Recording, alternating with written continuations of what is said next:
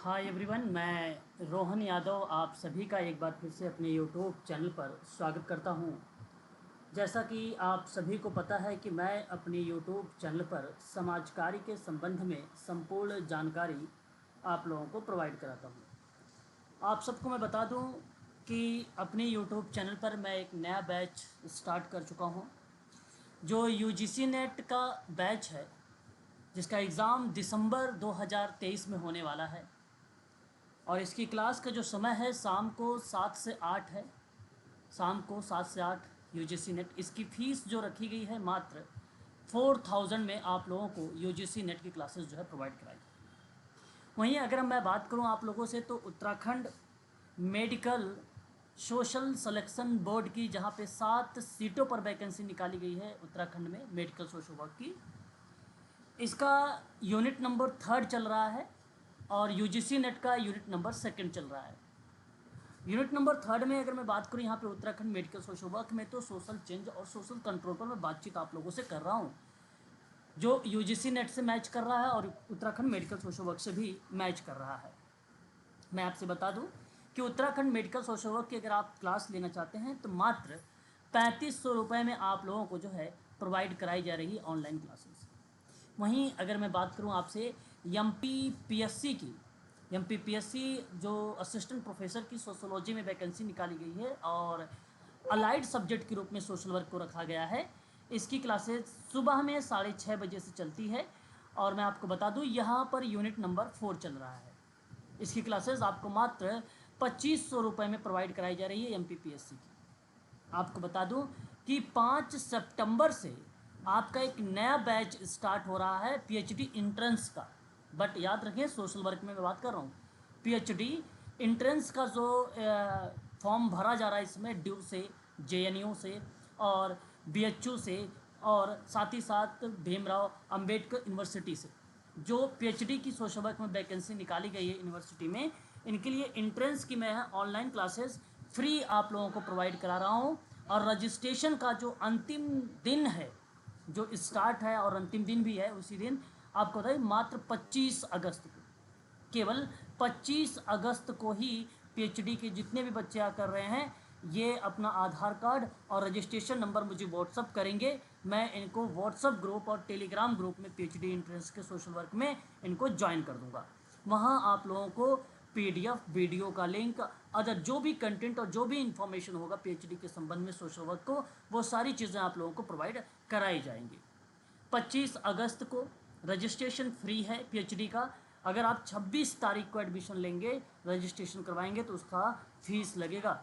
याद रखें आप सभी लोग, 25 अगस्त के दिन फ्री करवाया गया है। आप सबको पता भी होगा, जो है मेरी डॉटर का जो है बर्थडे है 25 अगस्त को। उनके जन्मदिन के अवसर पर आप लोगों की जो क्लासेस है पीएचडी सोशल वर्क की, वो फ्री आप लोगों को प्रोवाइड कराई जा रही है। उसमें पूरे वीडियोस हैं, पूरे मॉक टेस्ट हैं, पूरे जितने भी सोशल वर्क के कंटेंट हैं आप लोगों को मुफ्त दिए जाएंगे पीएचडी के स्टूडेंट के लिए। बात करते हैं, आज हम लोग कुछ महत्वपूर्ण प्रश्नों पर आज बातचीत करने वाले हैं।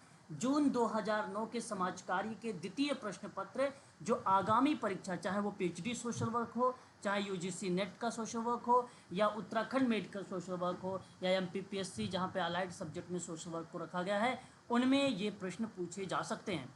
आज मैं आप लोगों से जो बात करने वाला हूँ, एक एक प्रश्नों पर बात करूँगा, उन प्रश्नों के तथ्यों पर बात करूँगा, विचार करूँगा, एक एक फैक्ट आप लोगों को दूंगा। उन फैक्ट को आप लोग अपनी कॉपी पर अवश्य मेंशन करिएगा। आप जब भी यूजीसी नेट के बारे में या उत्तराखंड मेडिकल सोशल वर्क या पीएचडी या एमपीपीएससी सोशल वर्क के बारे में कोई भी इंफॉर्मेशन चाहिए, आप तुरंत मुझे कॉल भी कर सकते हो और व्हाट्सएप के माध्यम से भी जानकारी प्राप्त कर सकते हो। ऑनलाइन क्लासेस अगर आप परचेज करना चाहते हैं तब भी आप संपर्क कर सकते हो 8506031308। आज की ये जो वीडियो है ये पब्लिक की गई है। और मैं आपको बता दूं कि 2004, 2005, 2006, 2007, 2008 एक साल में 2-2 पेपर हुए हैं, आपको पता है अच्छी तरीके से।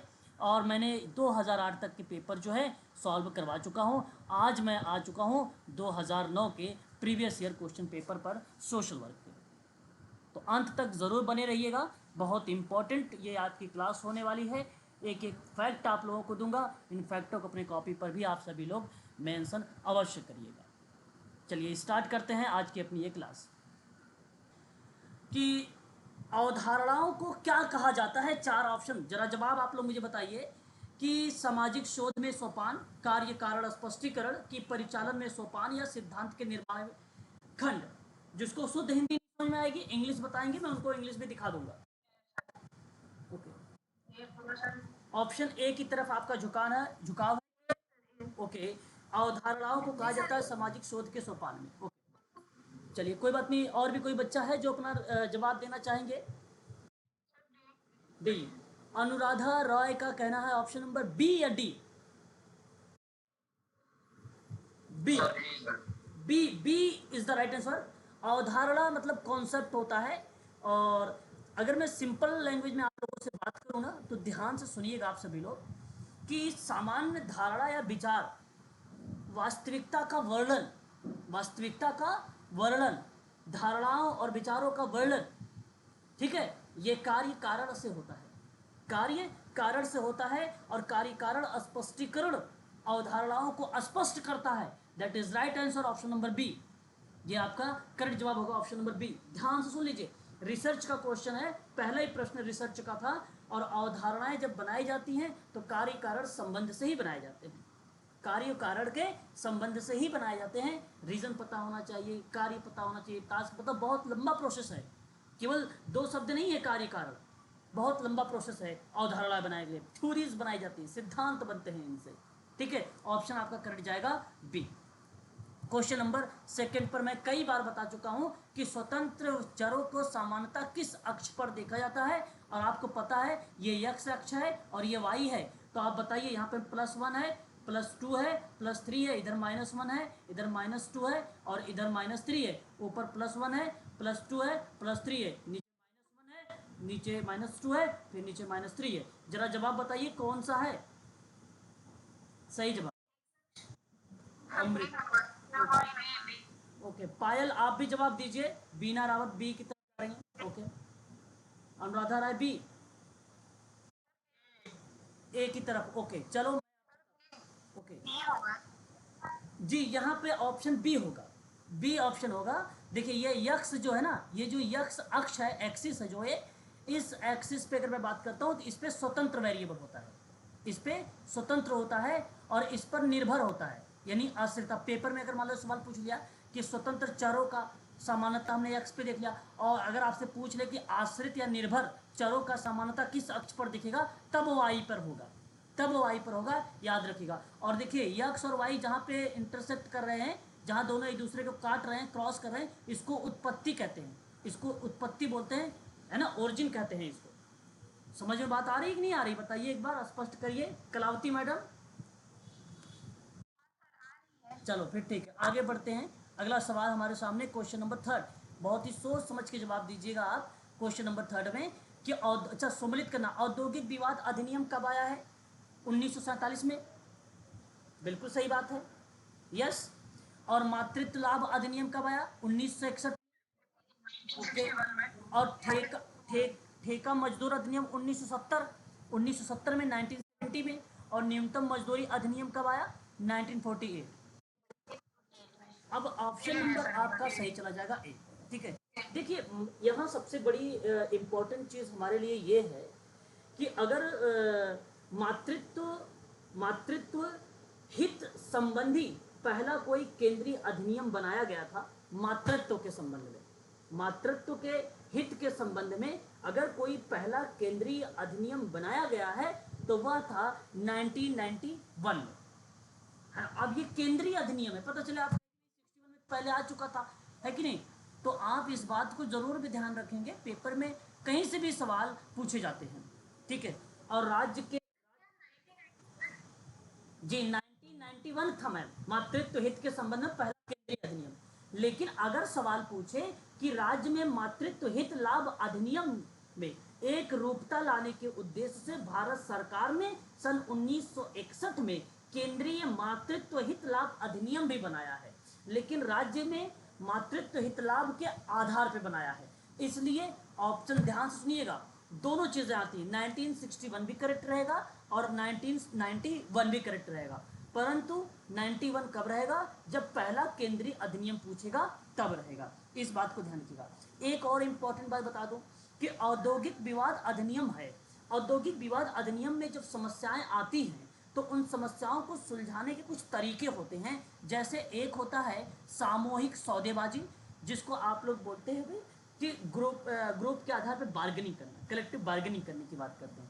दूसरा आपका आता है ऐच्छिक पंच निर्णय, तीसरा आपका आता है सुलह, चौथा आता है मध्यस्थता, पांचवा आता है अधिनिर्णयन और छठा आता है अनिवार्य जांच। तो ये औद्योगिक विवाद, जैसे मजदूरों में मालिकों में विवाद हो गया किसी बात को लेकर, उस विवाद को कैसे सोशल वर्कर हैंडल करता है, तो ये कुछ पॉइंट्स हैं जो मैंने बताया। सामूहिक सौदेबाजी, ऐच्छिक पंच निर्णय, सुलह, मध्यस्थता, अधिनिर्णय, अनिवार्य जांच, इनके माध्यम से उनकी समस्या का जी मैम कई बार पेपर में आ चुके हैं सवाल। पेपर में आता है, निम्न में से बताइए कौन सा औद्योगिक विवाद अधिनियम को सुलझाने में श्रमिक और एम्प्लॉय यानी श्रमिक और मालिक के बारे में पूछेगा, कौन सा सुटेबल पड़ेगा। सामाजिक कार्यकर्ता किस में आता है, ठीक है। पंच निर्णय में कहाँ से न्यायालय आ जाएगा, किस में, ठीक है। कौन कौन से दो पक्ष होते हैं, प्रश्न आएगा। अभी आप निश्चिंत रहें प्रज्ञा मैडम, क्वेश्चन आगे आएंगे। अभी बहुत सारे पेपर करवाऊंगा, टॉपिक भी करवाऊंगा, तो वहाँ पे श्योर है कि आपको क्वेश्चन मिलेंगे, ठीक है। परंतु जब भी सवाल पूछा जाता है तो कुछ ऐसे ही पूछा जाएगा, आप ध्यान रखें। क्वेश्चन नंबर 4 इंपॉर्टेंट क्वेश्चन है उत्तराखंड मेडिकल सोशल वर्क के स्टूडेंट के लिए। निम्नांकित में से संज्ञानात्मक, ठीक है, संज्ञात्मक चर कौन सा नहीं है, तो आपको बताना है सही जवाब क्या होना चाहिए, बताइए। क्वेश्चन नंबर 4 का आपको प्राप्तांक होता है option D is the right answer. Very good, बहुत बढ़िया जवाब। यहाँ पर डी करेक्ट होगा। ये जो कैथोलिक एक ऑप्शन में सी में लिखा हुआ ना, ये पता है क्या है, कैथोलिक बेसिकली ईसाई धर्म की मुख्य शाखा मानी जाती है ना, मुख्य शाखा मानी जाती है। परंतु क्वेश्चन नंबर 4 का आईक्यू, आईक्यू का मतलब होता है इंटेलिजेंट क्वोशिएंट। आईक्यू शब्द किसने सबसे पहले दिया था, अल्फ्रेड बीने ने, ठीक है। परीक्षण की बात हो या बुद्धि की बात हो, उसके सबसे पहले जिक्र करता है अल्फ्रेड बिनेट ने। टर्मन ने एक सूत्र दिया, उसका संशोधन करके I Q is equal MA upon C A into 100। MA का मतलब होता है मेंटल एज और सी ए का मतलब होता है क्रॉनिकल एज, और इंटू 100 लगाते हैं। जैसे कि कोई सवाल आ जाए कि एक व्यक्ति की मानसिक आयु 10 वर्ष है और उसकी वास्तविक आयु 20 वर्ष है, तो आप मुझे आई क्यू बताएं। तो आप वास्तविक आयु का मतलब 20 वर्ष है, तो क्रॉनिकल का वास्तविक होता है 10, मानसिक आयु है तो 10 अपॉन में 20 इंटू 100 कर दीजिए और इसको काट दीजिए, तो 25 जा 100 और 10 और इंटू 5 करेंगे तो आई क्यू आ गया 50। अब 50 आई क्यू क्या होता है आपको मालूम है, 0 से लेकर 20 में क्या होता है आपका, ये सीवियर होता है, सॉरी प्रोफाउंड होता है, और 20 से लेकर 35 सीवियर होता है, 35 से 50 आपका क्या होता है, मॉडरेट होता है। तो ये 50 में आ गया, ये मॉडरेट, ऑप्शन में मॉडरेट लिखा जाएगा। Age, age mental age. चलिए आगे, क्रॉनिकल एज का मतलब होता है वास्तविक आयु में, वास्तविक आयु, ठीक है, ठीक है। ये टॉपिक करवाऊंगा, आप निश्चिंत रहें, आगे आएगा। बट यहाँ पे प्रश्न आ रहा है तो मैं आप लोगों से थोड़ा सा यहाँ पे व्याख्या कर दे रहा हूँ।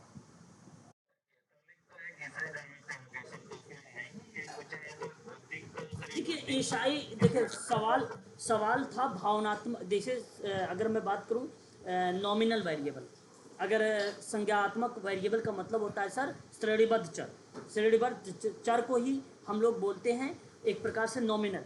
तो बेसिकली जहाँ नाम आए, लेबल लेबल आ जाए, लेबल आ गया, लेबल हो जाए, नाम हो जाए, है ना, इनके आधार पर किसी को क्लासिफिकेशन कर दिया तो वह एक प्रकार से क्या, जैसे नस्ल हो गया, लिंग हो गया, नाम हो गया, ठीक है, धार्मिक हो गया, कॉलेज हो गया, ये सब क्या होते हैं, ये संज्ञानात्मक वेरिएबल होते हैं सर, ये श्रेणीगत वेरिएबल होते हैं। इसलिए सर कैथोलिक है, आईक्यू नहीं है, आईक्यू नहीं है, आईक्यू बौद्ध हो गया, बौद्ध भी है, ठीक। अब सिंपल सी लॉजिक लगाते हैं सर आप कि अगर ये इसने बौद्ध को ले लिया तो क्यों, बौद्ध भी तो धर्म को ही रिलेट करता है, कैथोलिक भी ईसाई धर्म को रिलेट कराता है, तो दोनों ऑप्शन तो होंगे नहीं, इसलिए दोनों को तो लेना ही पड़ेगा। अब बचा दो ऑप्शन आपके पास, भारतीय और आईक्यू और इंडियन। भाई नस्ल, भारतीय अगर बात करते हैं, लिंग, नाम, ठीक है, एक प्रकार से लेबल, इस तरीके के रूप में रिप्रेजेंट हो, भाई ये इंडियन लोग हैं, ये अमेरिकन के लोग हैं, ये इटालियन के लोग हैं, ठीक है, ये चाइनीज लोग हैं, तो ये क्या है, ये संज्ञानात्मक वेरिएबल, परंतु आईक्यू नहीं है, आईक्यू नहीं है। आसान सा सवाल था, चलो कोई बात नहीं, डाउट था आपका क्लियर हो गया। आगे बढ़े, क्वेश्चन नंबर 5 बताएं। विचारों को भी प्रकट किया करें आप सभी लोग। क्वेश्चन नंबर 5 की बात करते हैं। Why survive being old in American नामक एक पुस्तक आई थी, और इस किताब के रचयिता कौन हैं और कब किया है, जरा इसका जवाब आप बताएंगे। आप फिर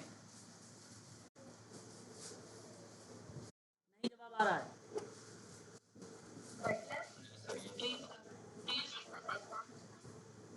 किसी बच्चे ने किसी बच्चे ने रॉबर्ट एंड बटलर का नाम लिया है, रॉबर्ट एंड बटलर का नाम, और रॉबर्ट एंड बटलर ही इज द राइट आंसर। यहाँ पे why survive being old in America नामक पुस्तक को इन्होंने प्रकाशित किया 1975 में, 1975 में, और ये करेक्ट बात है।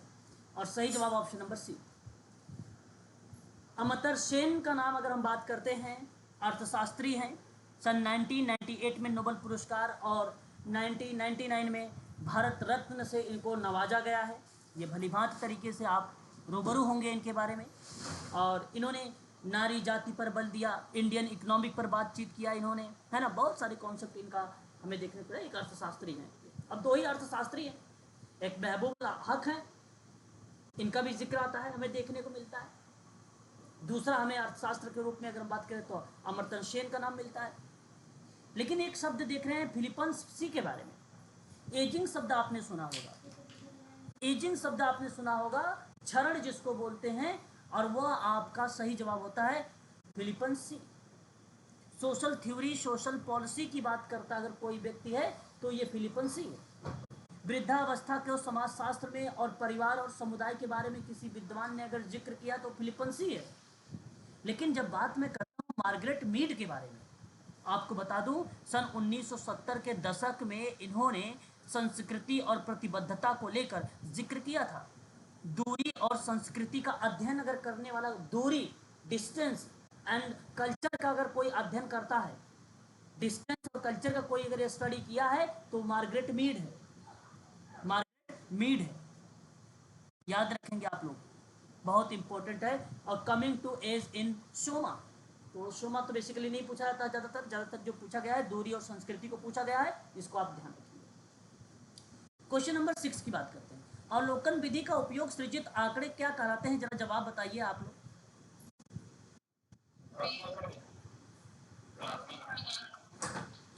ओके,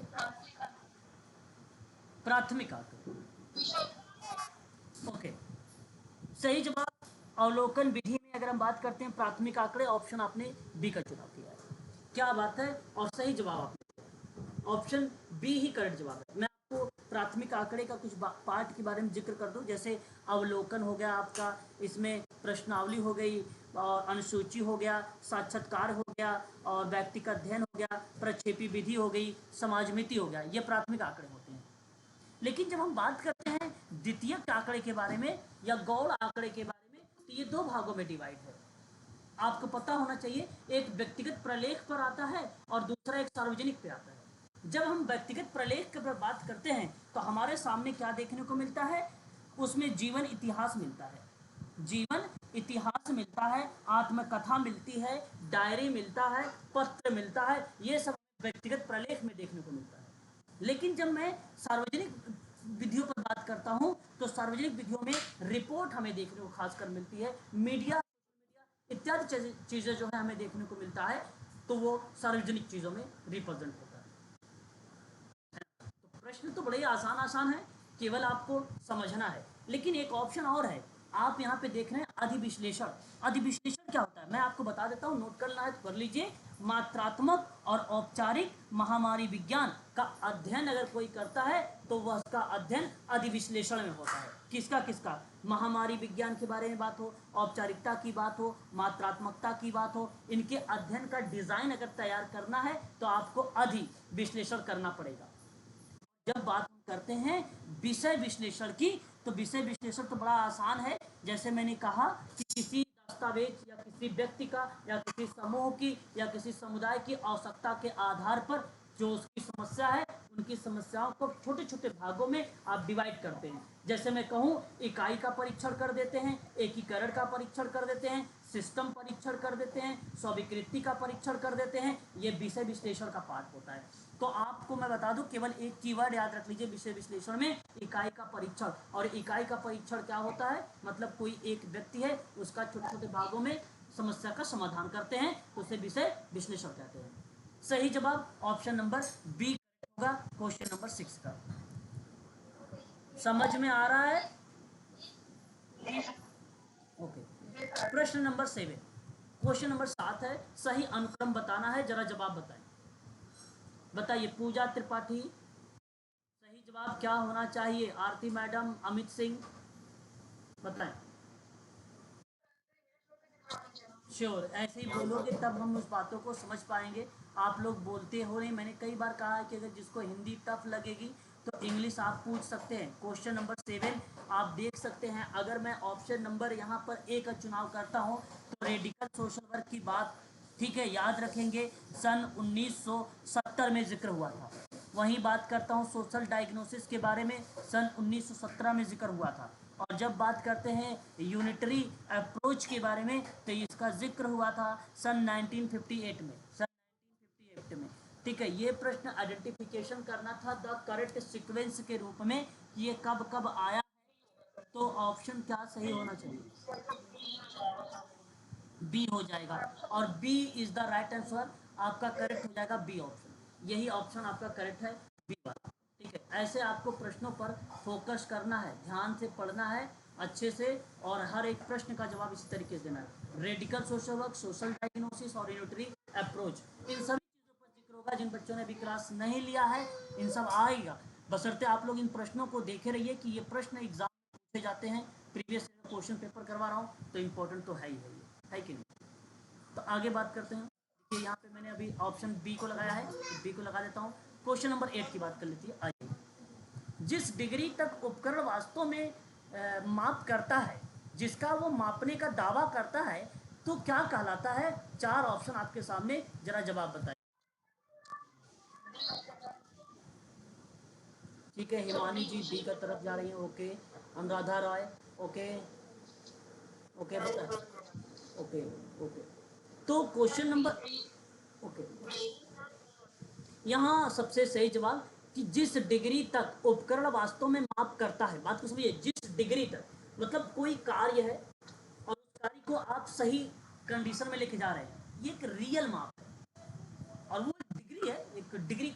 डिग्री का मतलब समझ रहे हैं कि कोई एक एंगल होता है। जैसे मैंने कहा कि मैं अपन सामाजिक कार्य करता हूँ, तो मैं सामाजिक कार्यकर्ता के एंगल से काम कर रहा हूँ, है ना। वो एक प्रकार से डिग्री का पेच बता रहा है। इसका मतलब ये नहीं कि ये 70 अंश का डिग्री है, ये 90 डिग्री राइट एंगल है, ये डिग्री की बात नहीं हो रही है। ठीक है, बात समझिएगा अच्छे से। और जिसका कि वो मापने का दावा करता है, किस परिप्रेक्ष्य में, तो मैं बताता हूँ यहाँ पे विश्वसनीयता इज द राइट आंसर होगा। सही जवाब ऑप्शन नंबर डी होगा। जिस डिग्री का उपकरण वास्तव में माप करता है, जिसका वो मापने का दावा करता है, वो विश्वसनीयता है। भाई तुम कितने सत्य हो, ये विश्वसनीयता से, वैधता से नहीं पता चलती है, तो वैलिडिटी है वो।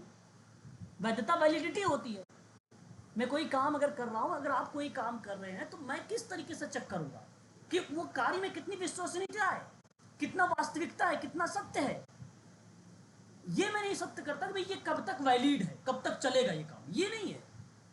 मेरा सबसे पहला ही सवाल होता है कि आप सही काम कर रहे हो नहीं कर रहे हो, मैं इसकी जांच करूंगा। ये विश्वसनीयता है। Option number D is the right answer.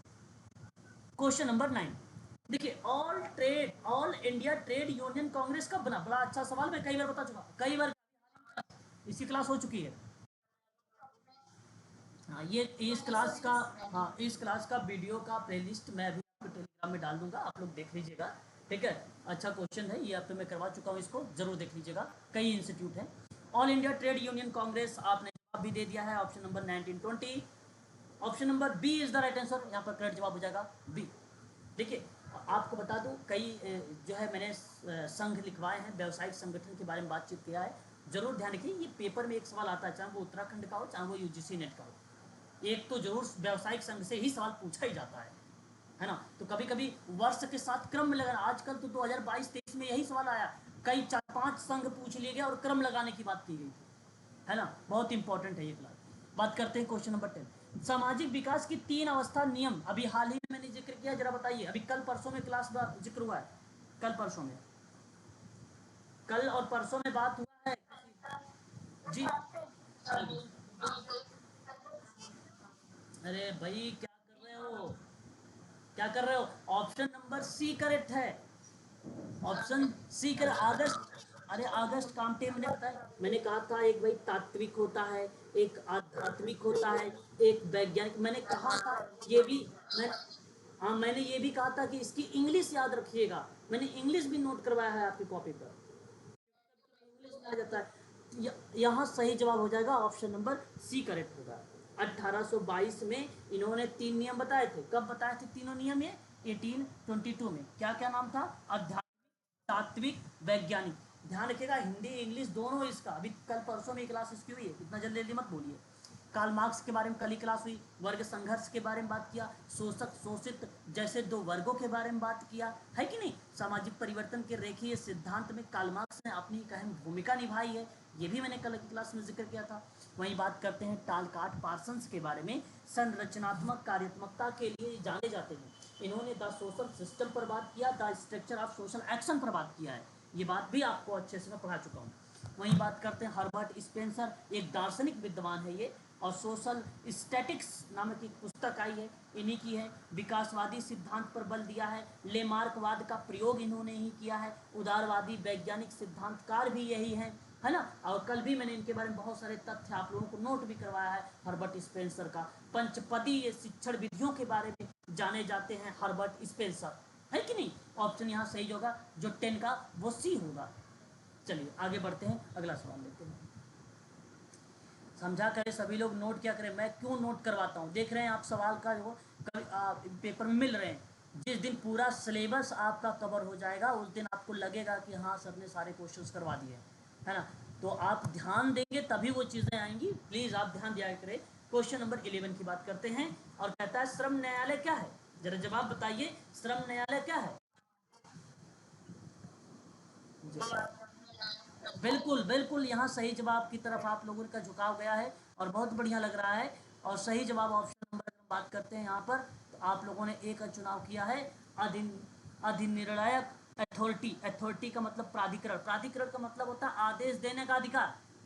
तो श्रम न्यायालय का अधिनिर्णय पर आदेश देने का अधिकार है कि नहीं है? बिल्कुल है। मतलब अधिनिर्णय करता उसी निर्णय पर पहुंच सकता है, वही श्रम न्यायालय की भूमिका है। ऑप्शन आपका सही जाएगा ए वाला ही, ठीक है। श्रम न्यायालय को मतलब क्या था पहले ये जान लीजिए। श्रम न्यायालय को देश के हर राज्य में स्थापित किया गया ताकि अगर किसी भी प्रकार से कर्मचारियों का उसके नियोक्ता के द्वारा शोषण किया जाता है तो उसे, या पीड़ित कर्मचारी यहाँ आकर अन्याय के खिलाफ गुहार लगा सकता है। आपने सुना होगा लेबर कोड, आपने सुना होगा कि किसी व्यक्ति की 1 महीने नौकरी किया और उसकी सैलरी नहीं मिली, हो सकता है उसकी सैलरी काट ली गई, तो आप कहाँ जाओगे? आप श्रम न्यायालय में जाओगे कि भैया फलाने मेरी सैलरी काट लिया इस कंपनी वालों ने। और श्रम न्यायालय अधिनिर्णायक अथॉरिटी है, आदेश देती है कि भाई आप उसके पैसे दो, है ना। और यहाँ सही जवाब ऑप्शन नंबर आपका ए होगा। अच्छा, आप सोच रहे होंगे सर बंदोबस्त कहाँ से आ गया?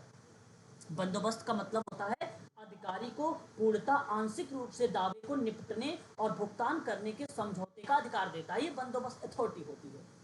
और जो स्वैच्छिक अथॉरिटी होती है वो एनजीओ के माध्यम से समाज की मुख्य धारा से लोगों को जोड़ा जाता है। आपको पता होगा मेन स्ट्रीम में ले आना, वो स्वैच्छिक है, वॉलंटरी यानी एनजीओ है। और एक सोशल होता है, सोशल का मतलब होता है कि नियम कानून आदेश नियम कानून और निर्देश डायरेक्शन के माध्यम से कार्यों और व्यवहारों को नियंत्रित करता है, ये सामाजिक अथॉरिटी है ना। तो यहाँ सही जवाब केवल क्वेश्चन नंबर 11 का ऑप्शन नंबर ए सही जाएगा। जरा बताइए क्वेश्चन नंबर 12 यानी 12 नंबर का सवाल आपके सामने। क्या जवाब आप बताना चाहेंगे क्वेश्चन नंबर 12 कि मजदूरी भुगतान अधिनियम 1936 में आया और कहा गया कि नियोक्ता को कर्मचारी की मजदूरी में से अधिकतम कितनी राशि कटौती करने का अधिकार है, जरा बताइए आप।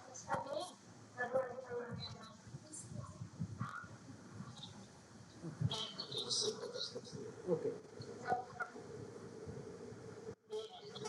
मजदूरी भुगतान अधिनियम 1936 के अनुसार नियोक्ता को कर्मचारी की मजदूरी में से अधिकतम कितनी राशि कटौती करने का अधिकार है, और आपका जो जवाब यहाँ पर आया है वो आपका आया है कितना।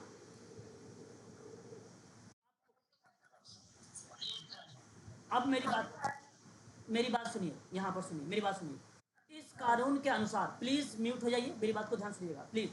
इस कानून के अनुसार कटौतियों की सीमा सामान्यतः 50% 50% तक कटौती हो सकती है। बात को ध्यान सुनिएगा।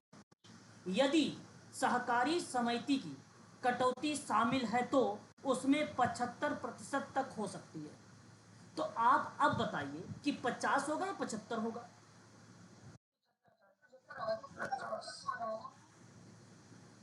ओके, कंफ्यूज आप लोग हो जाते हो, मजा नहीं आता।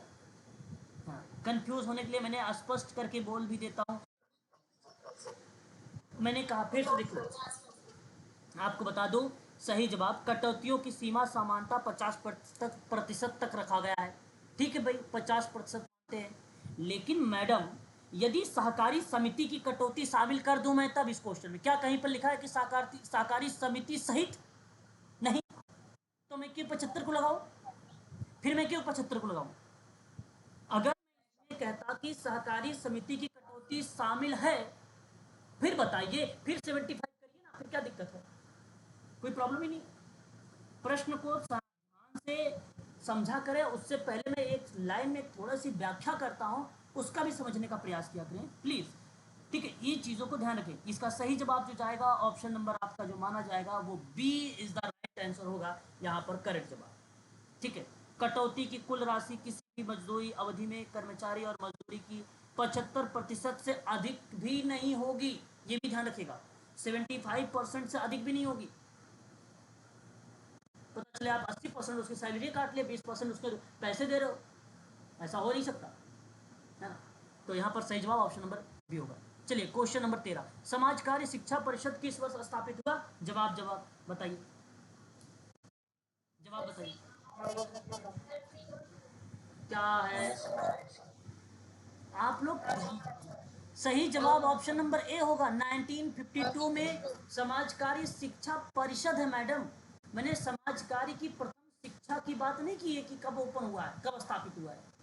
Tata institute of social science का नाम तब लोगे ना जब मैं आपसे कहूंगा समाज कार्य का शिक्षा प्रशिक्षण को लेकर स्थापित कब किया गया भारत में। मैंने परिषद काउंसलिंग शब्द जोड़ दिया है, तो काउंसलिंग शब्द जोड़ने का मतलब होता है 1952।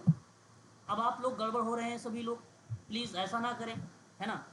तो यहाँ सही जवाब ऑप्शन नंबर पहला जाएगा 1952। 1952।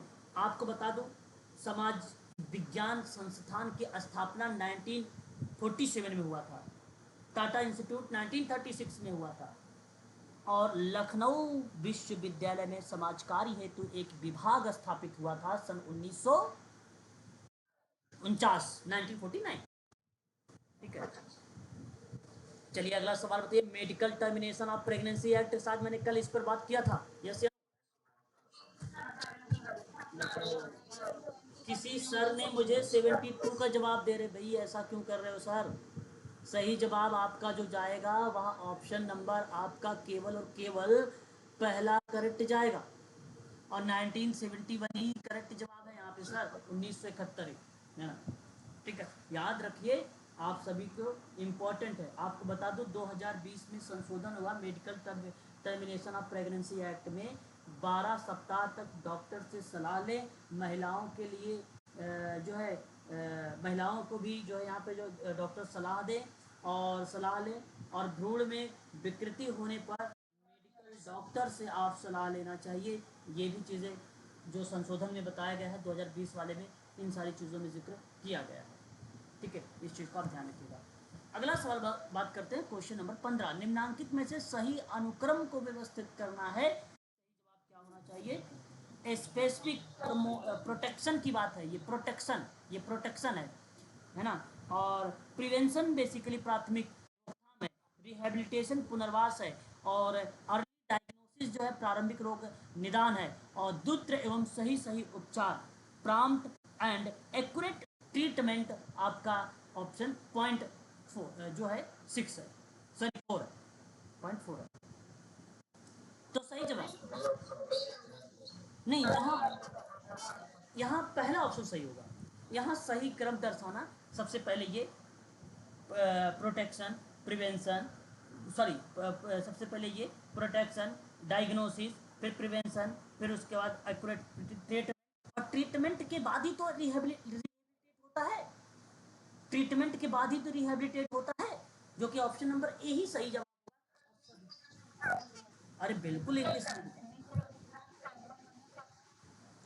प्रारंभिक रोकथाम से पहले मैडम हमें कुछ तो उसके लिए प्रोटेक्शन वगैरह संरक्षण की बात करनी चाहिए कि नहीं करनी चाहिए? प्रोटेक्शन वगैरह देखिए, स्पेसिफिक प्रोटेक्शन पहले नंबर पे, अर्ली डायग्नोसिस दूसरे नंबर पे, प्राइमरी प्रिवेंशन तीसरे नंबर पे, प्रॉम्प्ट एंड एक्यूरेट ट्रीटमेंट चौथे नंबर पे, लास्ट में रिहेबिलिटेशन। ऑप्शन नंबर आपका पहला करेक्ट होगा, सब क्रम में लिखा है, following in the correct sequence. Option आपका पहला ही करेक्ट जाएगा क्वेश्चन नंबर 5 का, गलत नहीं है, सही जवाब करेक्ट। समझ में आ गया तो बताइए, फिर मैं आगे बढ़ूँ अगला सवाल। चलिए अगला सवाल जी, question number 16, question number 16, 16 number का सवाल। क्या आप यहाँ पर कहना चाहेंगे निम्नांकित में से एक कार्य संतोष का सूचक नहीं है? आपको पता है ई सीशोर का नाम सुना है? ई सीशोरे, शीशोरे, थॉमस डी टबर, सन 1975 की बात मैं कर रहा हूँ। इन्होंने, आपको बता दूं, इन्होंने जिक्र किया था उच्च मनोबल के बारे में, उच्च उत्पादकता के बारे में, उच्च प्रेरणा के बारे में। तो ये आपका बी, डी और सी पॉइंट, ये तीनों के तीनों इन्हीं के हैं। लेकिन जो श्रम आवृत्ति की उच्च दर होता है, हाई रेट ऑफ लेबर, अगर हम बात करते हैं आवृत्ति, तो ये बेसिकली कार्य संतोष का सूचक नहीं है, जो कि ऑप्शन नंबर पहला करेक्ट हो जाएगा क्वेश्चन नंबर 16 का। जी सर, प्लीज बताएं क्या कह रहे हैं आप सर, फिर से बताएं, फिर से बताएं क्या।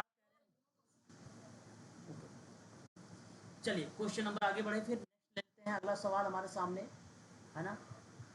देखिए 17 नंबर नार्को टेस्ट, देखो ये नार्को टेस्ट नहीं, ये नार्को विश्लेषण एक प्रकार का परीक्षण ही है, और इसकी विरुद्ध में आलोचनाओं में एक है। मैं आपको बता दूं, अभी आपने एक केस सुना था, उसका नार्को टेस्ट भी हुआ था। नार्को टेस्ट बेसिकली अगर मैं बात करूं तो ये अभी सही नहीं है ना। इसमें ये अगर मैं बात करूं सही नहीं, क्योंकि उसको दवा दे दी जाती है, इंजेक्शन दे दिया जाता है, तो कुछ समय तक उसको सब होश रहता है, जानता है, समझता सब कुछ है ना। जन अब उसमें केवल यस या नो में जवाब देना होता है। अगर आप सेंटेंस में बोल देंगे तो समझो ये फेल है। अभी जो भी ये केस हुआ था, आई थिंक आपने सुना होगा, मुझे उस केस का नाम याद नहीं आ रहा है, कौन सा केस था, श्रद्धा वाला केस, हाँ श्रद्धा वाला केस में उसको क्या किया, उसको वो वाक्य में दे रहा था जवाब, वह वाक्य में सेंटेंस बता रहा था, कोई बात पूछी जा रही थी तो वाक्य में बोल रहा था, यस या नो में बोलना पड़ता है ना। आपने उसे क्यों मारा, आपने मारा इस तरह, वो पूरी वाक्य में जवाब दे, मतलब घुमा फिरा के जवाब दे रहा, इसका मतलब ये शुद्ध नहीं। तो ये कहा आलोचनाओं में से एक है। तो यह व्यक्ति का असहायपन का फायदा भी उठाता है, व्यक्ति का असहायपन का फायदा उठाता है, जो कि ऑप्शन आपका सी करेक्ट होगा। नार्को विश्लेषण में एक दवा सोडियम पेंटाल जो है पेंथालन, एक इंजेक्शन होता है, उसको शामिल किया जाता है, जो एक आर्टिफिशियल निद्रा अवस्था में होता है ना। नहीं आप देखो वीडियोस वगैरह बहुत सारी यूट्यूब पे मिलेगी नार्को टेस्ट का, तो उसको बार बार बोला जाता है ना, भाई तुमने जैसे बोलेंगे उसको नींद आने वाली होती है, तुरंत वो उठ जाता है, मतलब उठना उठना नहीं, मतलब वो तुरंत एक्टिव हो जाना, मतलब थोड़ा माइंड से एक्टिव हो जाना थोड़ी सी, निद्रावस्था से, लेकिन बेहोश अवस्था में रहता है वो, है ना। नार्को टेस्ट अपराधी और आरोपी से सच उगलवाने के लिए होता है, ये बात आपको मालूम होगा, है कि नहीं। इसी टेस्ट को अगर हम बात करते हैं तो जो है एक्सपर्ट और या जांच अधिकारी इत्यादि वहाँ पे मौजूद भी होते हैं। झूठे या झूठ पकड़ने के लिए एक पॉलीग्राम टेस्ट भी होता है, झूठ पकड़ने के लिए भी झूठ बोल रहा है सत्य बोल रहा है ना। ये सारी चीज़ें जो है देखने को हमें यहाँ पे मिलती है, तो ये चीज़ आप ध्यान रखिएगा। नार्को टेस्ट या नार्को विश्लेषण पर option number C is the right answer होगा यहाँ पे। ओके, बिल्कुल मैम, इंग्लिश भी देखते रहिएगा। ऐसे आप जो सवाल आपको हिंदी ना समझ में आए आप उसे इंग्लिश में भी समझ सकते हैं, ठीक है। और आप यहाँ पर ऑप्शन नंबर आप देखेंगे तो सी इज द राइट आंसर होगा, ऑप्शन सी ही आपका करेक्ट जवाब होगा। चलिए आगे बढ़ते हैं बीरा मैडम। क्वेश्चन नंबर देखिए अगला, कह रहा है 18 नंबर की कि व्यक्तिक कार्य पद्धतियों में आपको क्लासिफिकेशन करना है। भाई ये जानते हो मैरी रिचमंड और होरिस का नाम आता है, अब आप ही को बताना, मैंने आपको हिंट दे दिया है,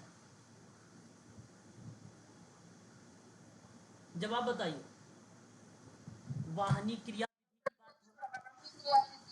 वाहनी क्रिया विधि हो गया, प्रत्यक्ष भाव क्रिया विधि हो गई, कैथोरसिस हो गया, भाव विरेचन जिसको कहते हैं, भाव विरेचन के जनक या बात करें तो बेसिकली बहुत फेमस पर्सन है, तो कैथोरसिस हो गया, मलनशील गतिविधि हो गया। इन सभी की प्रक्रिया बेसिकली कहाँ पर हमें मिलता है, मैरी रिचमंड का, मैरी रिचमंड का नाम मिलता है। तो सही जवाब option number B is the right answer होगा। अब social case work approach problem solving process है। 1957 में 4 Ps के नाम से जाने गए हेलन हॉरिस पर्लमैन और फ्लोरेंस होलिस ने वैवाहिक संघर्ष में बात किया। अगर हम बात करें case work psycho social therapy की बात किया, सन 1966 में बात किया था फ्लोरेंस होलिस ने। यहाँ तक कि इन्होंने कहा कि भाई जो व्यक्तिक समाज कार्य है वो प्रत्यक्ष और अप्रत्यक्ष की घटना है।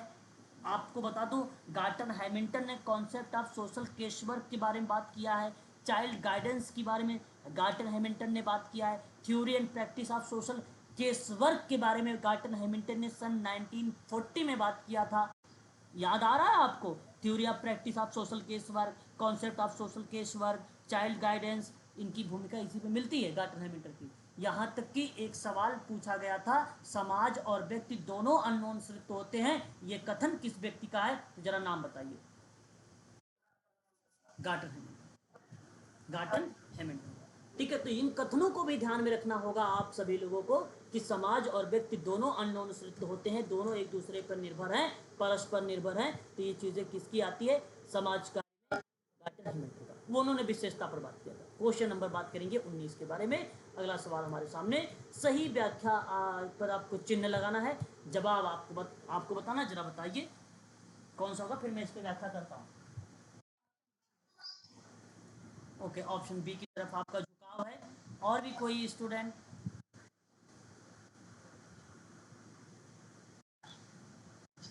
बताते रहिए। ओके, हाँ बिल्कुल दिखाएंगे इसमें सर। अभी एक बार हिंदी को भी अच्छे से समझ लीजिए, इंग्लिश भी दिखाएंगे, बिल्कुल दिखाएंगे, दिखाएंगे दीपक से, बिल्कुल दीपक जी आपको भी इंग्लिश दिखाएंगे। एक मिनट मैम, क्या कह रहे हो आप।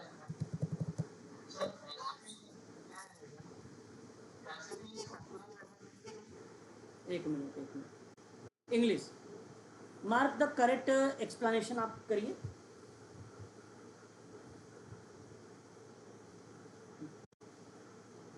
क्वेश्चन नंबर, चलिए इंग्लिश में आपने कहा, अब मेरी बात को सुनेंगे आप लोग, मैं बताऊं। देखिए, हाँ बिल्कुल, पहले तो आप अपनी कॉपी पर मेंशन करिएगा, बहुत इंपॉर्टेंट क्वेश्चन, फिर उसके बाद कुछ तथ्य बताऊंगा, उसको नोट करिएगा। पहला है, आपको PORK का मतलब पता होना चाहिए। यदि ये पता है तब आप सवाल को कर पाओगे। आपको बता दूं, PORK का मतलब होता है प्रॉब्लम ओरिएंटेड रिकॉर्डेड कीपिंग, ये पहले का मतलब। दूसरा, SOAP, ये क्या है अभी मैं बताऊंगा आप लोगों को। SOAP ये होता है सब्जेक्टिव ऑब्जेक्टिव असेसमेंट प्लान। और SAP ये तीसरा, SAP SAP subjective assessment plan. उसके बाद है STRAP STRAP, इसका क्या मतलब है? सब्जेक्टिव, ध्यान रखेंगे। थेरेपिस्ट, R से रिस्पॉन्स, A से असेसमेंट, P से प्लान। पता है ये जानते हैं क्या है? ये बेसिकली मैं आपको बता दूं, ये टूल्स है, ये सोशल केस वर्क के टूल्स हैं। और ये टूल्स दिया किसने? बिस्टिक ने दिया। किसने दिया? बिस्टिक ने। कब दिया? 1984 में। हाँ, रॉबर्ट बिस्टिक ने 1984 में दिया। ये विभिन्न उद्देश्यों को उचित रूप से प्रयोग किया जाता है इसका। विभिन्न उद्देश्यों को उचित, जब कोई उद्देश्य को प्राप्त करना है आपको, तो उन उद्देश्यों को अचीव करने के लिए आपको इसका प्रयोग करना पड़ता है। ये क्या है? ये टूल है। और सही जवाब उपयोगिता की वस्तुएं होंगी। उपयोगिता की वस्तुएं, जो आर्टिकल्स ऑफ यूनिटरी यहाँ पे दिया गया है, यूनिटली, ये आपका ऑप्शन करेक्ट रहेगा, सी वाला। यहाँ पर ऑप्शन आपका सी वाला करेक्ट। ये टूल्स है, ये उपकरण है ना। यहाँ पर ऑप्शन जी, उपयोगिता की वस्तुएं इसको बोलते हैं। PORK का मतलब होता है ma'am problem oriented record keeping. मतलब प्रॉब्लम के आधार पे अनुकूलन का जो भी रिकॉर्ड है उसको रखो ना। केस वर्क में यही होता है, केस वर्क में यही होता है। ठीक है, चले आगे बढ़ते हैं और अगले सवाल पर भी हम लोग जिक्र करते हैं थोड़ा सा कि अगला सवाल क्या है। समझ में आ गया प्रज्ञा मैडम? आगे चलिए, सही जवाब option number C. Question number 20 देखिए, from charity to social work. ध्यान से सुनिएगा। अभी आपको बता दूं, सोशल केस वर्क भी अगर सवाल आता है तो कहीं कहीं हमें मिलता है। आयोग ने कहीं कहीं पर गलती भी कर रखा, आयोग ने नहीं, अदर आयोग ने। परंतु अगर from charity to social case work आएगा तब नाम मैरी रिचमंड का आएगा, तब नाम मैरी रिचमंड का आएगा, याद रखेंगे। लेकिन अगर केवल from charity to social work आएगा तो नाम एग्न्यू का नाम आता है। यहाँ पर ऑप्शन सी सही जाएगा। यहाँ ऑप्शन सी करेक्ट होगा। यहाँ ऑप्शन सी करेक्ट होगा। बात को ध्यान से सुनिएगा। सन 1922, 1922 क्या, एक बार रिपीट करूँ मैम? भाई देखिए, यहाँ पे लिखा है ना, from charity to social case, case लिखा है। अब यहाँ पे कहीं केस नहीं लिखा है, from charity to social work केवल लिखा है। यहाँ मैंने केस वर्क कर दिया, केस वर्क हो गया, मैरी रिचमंड का नाम हो गया। और केवल सोशल वर्क हो गया तो एलिजाबेथन एंड एग्न्यू का नाम हो जाएगा, एग्न्यू का नाम हो जाएगा। ठीक है, अब आपको मैरी रिचमंड में बता दूं, याद ये भी रखना है, फ्रेंडली विजिटर करके किताब आई सन 1899 में। ठीक है, याद रखेंगे ये भी आपको। ठीक है, और ये 1922 की किताब आ जाएगी। ठीक है, और उसके बाद अगर हम बात करते हैं तो उसके बाद 1917 में किताब सोशल डायग्नोसिस, ये भी आपको ध्यान रखना है। और देखिए यहाँ पर W.A. फ्रीडलैंडर, देखो मैं बताऊँ, वाल्टर एंड्रियास फ्रीडलैंडर, ये आपका विद्वान है कि सोशल केस वर्क में इन्होंने खुद कहा है कि समाजकार्य एक कला और विज्ञान दोनों है। ये बात किसने कहा बताइए जरा? समाजकार्य कला और विज्ञान दोनों है, तो फ्रीडलैंडर ने कहा। चलो अच्छी बात है। हाँ, आगे अगर बात करते हैं यहाँ पे तो फिर जी, ओके ओके, आराम से बोलूँ, ज़रा ज़रा तेज तो नहीं है? तेज तो नहीं है, स्लो स्लो बात करूँ तो आप बताओ तो सही। ओके, एक्चुअली क्या है, थोड़ा, हाँ, थोड़ा सा मैं तीव्र गति से बोल रहा हूँ, हो सकता है बच्चों को कोई दिक्कत हो तो आप मुझे बता सकते हो, मैं स्लो भी कर सकता हूँ, है ना। चलिए आगे बढ़िए फिर। अब देखिए, सुनिए, मैंने आपसे कहा इनकी किताब के बारे में। एक किताब इनकी जो रही, समाजकार्य एक कला और विज्ञान है, social work is art and science, science है ना, ये ध्यान रखना है।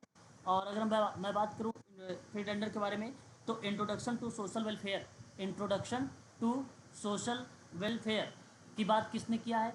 वाल्टर एंड्रियास फ्रीडलैंडर ने किया है, सोशल वेलफेयर की। और concept and method of social work किसने बात किया है? Concept and method of social work की बात किसने किया है? वाल्टर एंड्रियास फ्रीडलैंडर ने कहा है, ये बात ध्यान रखेंगे।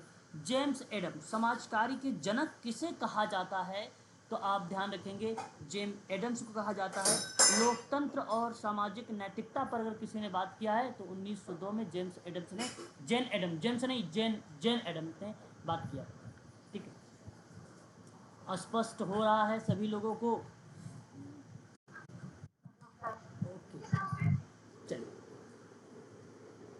यहाँ पर आपने समझो कि 20 की बजाय 4 मल्टीप्लाई कर दीजिए, 80 क्वेश्चन समझो कवर कर रहे हैं आप लोग, क्योंकि सभी ऑप्शन पर बातचीत मैं आप लोगों से कर रहा हूँ यहाँ पे, है ना। अगला सवाल देखिए, मैंने आप लोगों को रिसर्च का यार क्या भाई, क्वेश्चन नंबर कौन सा आ चुका है हमारे सामने? 21।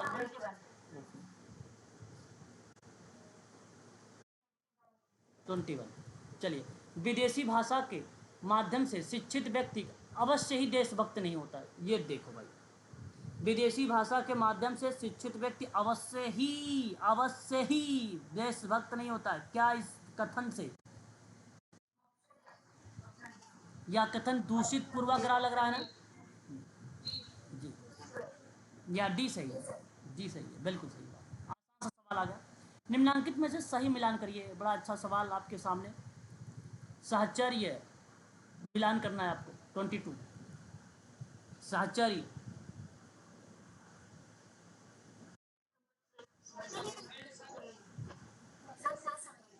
साथ संबंध नहीं होगा, एसोसिएट है, एसोसिएट है आपका टी परीक्षण। बिखराव, फैलाव का स्क्वायर। अनुमान, अनुमान सा संबंध। अंतर, वर्गों का अंतर तो मानव विचलन तो होता ही है ना। देखो, फैलाव के अंतर्गत अगर हम बात करें, विभाजन को स्पष्ट करता है, चरों के बीच का संबंध स्पष्ट करता है, दो प्रतिदर्शों के बीच का अंतर सार्थकता से स्पष्ट करता है ना? तो ये स्टेटमेंट है। टी परीक्षण क्या है? समूहों के बीच का अंतर बताता है। काई स्क्वायर क्या है? श्रेणीगत संबंधों का उपयोग करके स्वतंत्र होता है ये काई स्क्वायर। कार्ल पियर्सन ने दिया, प्रोफेसर आबर ने सन 1863 में बताया, 1875 में हेमर्ट ने बताया, 1900 में कार्ल पियर्सन ने बताया काई स्क्वायर के बारे में।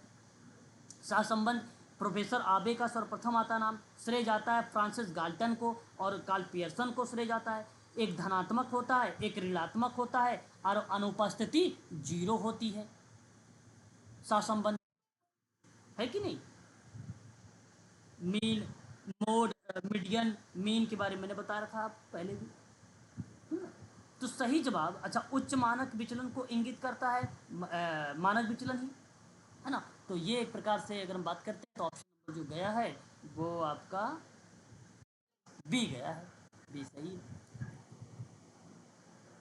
बी आपका सही है। चलिए, अगला सवाल बताइए कि समाज कार्य के मूल्यों और अमूर्त, बड़ा अच्छा सवाल है और ये मेरे पीडीएफ में ऐसे ही लिखा हुआ है। मूल्यों को अमूर्त एवं साधन स्वरूप के रूप में किसने वर्गीकृत किया है? 23। हर्बर्ट, हर्बर्ट बिश्नोई का नाम आएगा। हर्बर्ट बिश्नोई समाज कार्य के दर्शन के बारे में बात किया था, और सन 1983 में।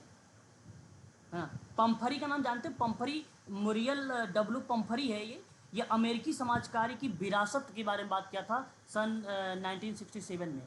फिलिप क्लिविन का नाम अगर हम बात करते हैं तो सम बेसिक स्टैटिक्स इन सोशल वर्क पे बात किया है। जेल की विधि के बारे में, prison method in New York, Philip जो है क्लीन की बात इन्होंने किया था। ठीक है, बेसिक स्टैटिक्स इन सोशल वर्क में इन्होंने जिक्र किया था, जिक्र इन्होंने किया था। वहीं अगर हम बात करते हैं तो एक कोहन का नाम आता है, एस सी कोहन, मतलब समूल कल्विन कोहन का पूरा नाम है। समाज कार्य की जड़ें के बारे में बात करते हैं, समाज कार्य की जड़ें क्या हैं उनकी बात करते हैं सन 1968 में, सन 1968 में।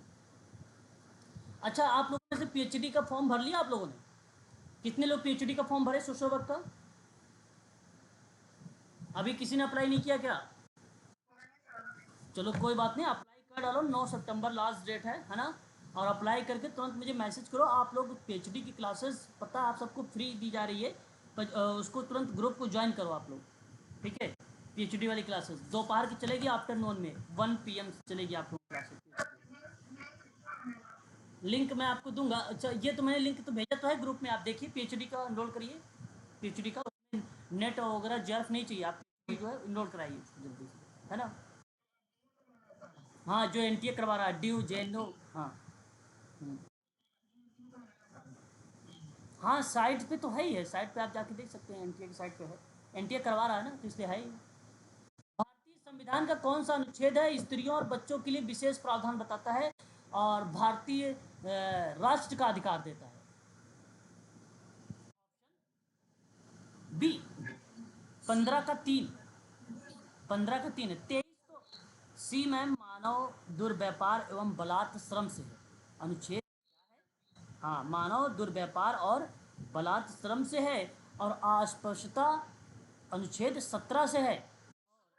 सार्वजनिक पदों पर अवसर की समानता से संबंधित प्रावधान जो हैं वह अनुच्छेद 16 है। ठीक है, तो आज के लिए बस यहीं तक है आप लोगों का। जून 2009 का समाज कार्य का प्रश्न पत्र हम लोगों ने 24 तक देखा है। बाकी कल की क्लासेस में बात करेंगे। जी मैडम।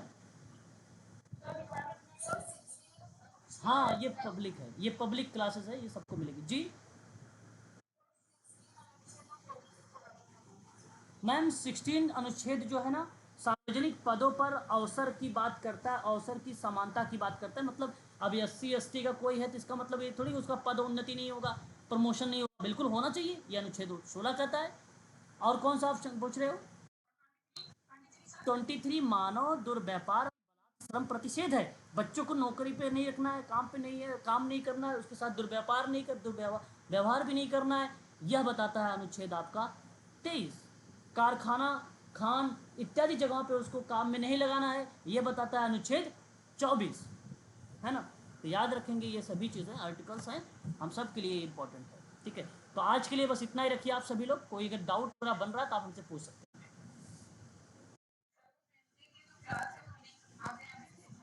हाँ, PhD की क्लास का जो मैंने लिंक है, किसी बच्चे ने शायद आई थिंक मेरे को भेजा था, शायद मैंने उसको पर्सनल भेज दिया क्या, एग्जैक्ट याद नहीं आ रहा। मैं अभी आपके ग्रुप में एक बार हाँ, एक बार मैं ग्रुप में भी आपके डाल देता हूँ PhD का।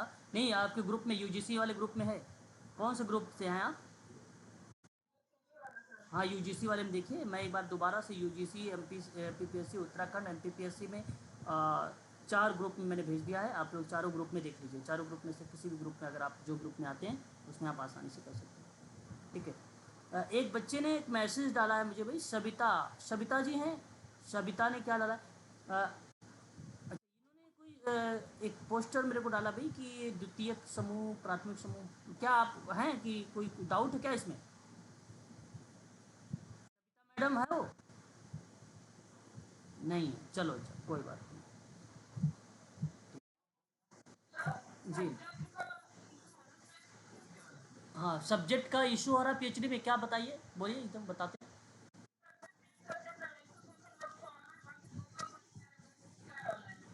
2 में नहीं, एक डालो ना, एक सोशल वर्क डालो, एक सामान्य, एक सम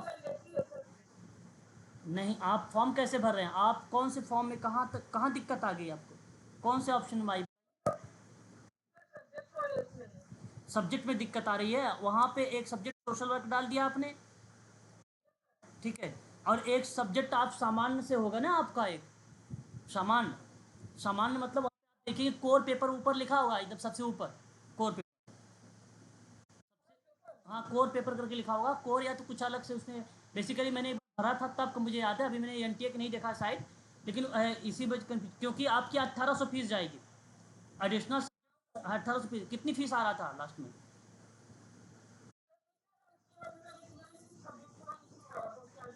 अच्छा, आप उसमें ना जब ऐड करिएगा तो उसमें देखिए विषय के रूप में होता है, ऐड होता है। आप रिमूव भी कर सकते हो, ऐड भी कर सकते हो।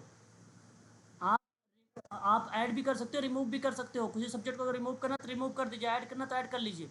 वहाँ पे आप जाइएगा जहाँ विषय वाला में ना, वहाँ पे ऐड कर पे, और उसके बाद आप सर्च करिएगा, कोर पेपर मिलेगा, सामान पेपर मिलेगा आपको।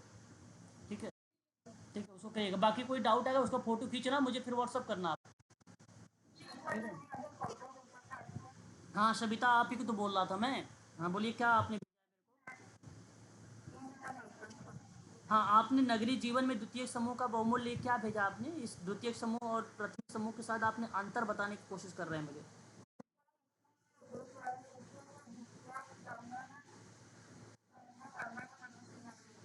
हाँ बात सही है जी।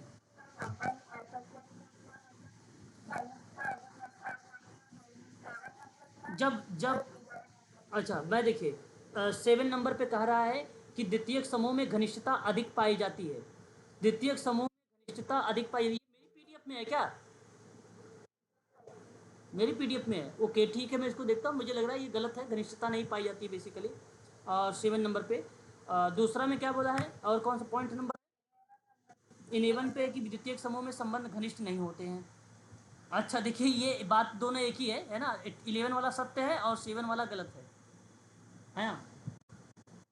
हाँ 11 वाला सत्य है और 7 वाला गलत, बात दोनों एक ही है ना। अप्रत्यक्ष है, इसकी वजह से घनिष्ठता नहीं, घनिष्ठता होता है प्राथमिक समूह में सविता मैम, ठीक है। चलिए और भी किसी को डाउट? बस सविता जी की केवल डाउट था। ओके चलिए, तो आज के लिए मैम इतना ही रखते हैं हम लोग, है ना। आज संडे था, हमने क्लास ले लिया आप लोगों की। बाकी मैं वीडियो और पीडीएफ ये आपके ग्रुप में डाल देता हूँ, ठीक है। जो भी डाउट होगा आप मुझे हाँ पूछ लीजिएगा क्लास में ही, ठीक है ना। चलिए एंजॉय करिए, गुड नाइट आप सभी लोगों से, और पढ़ते रहिए सभी।